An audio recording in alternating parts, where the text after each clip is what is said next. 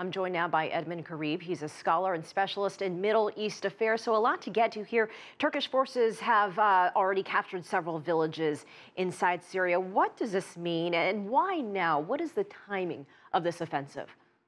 Clearly, the situation has become much more complex. We have a very complex conflict in Syria, and a violent one, and now it has become more so. Partly, I think it has to do, to a large extent, with the recent statements starting with by the United States talking about the establishing of a 30,000 U.S. border force using, or basically the Kurdish forces, or the Syrian Democratic Forces, who are mostly Kurds, on the borders of Turkey, of Iraq, and on the Syrian border of the Euphrates valleys within Syria, but between the area controlled by the Syrian forces and those controlled by the Syrian Democratic Forces backed by Washington.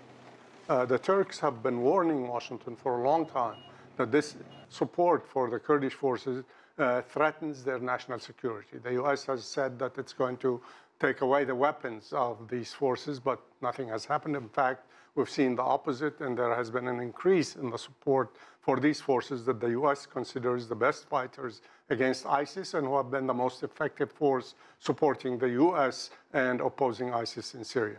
And so the Turks, however, see this as a threat to their national security because they have a large Kurdish population of close to 22 million people inside Turkey, who they believe are closely tied to the Syrian Democratic Forces in Syria. The Kurdish forces in Syria, they believe they are part of the Kurdistan Workers' Party, which they consider a terrorist organization, as they consider the US-backed Syrian forces a terrorist organization.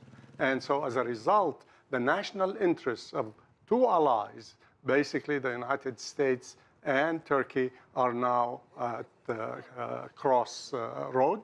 And the situation is going to become more dangerous if the escalation continues toward Manbij. Well, will it escalate? Because you mentioned this is complicated. Is Turkey alone in this?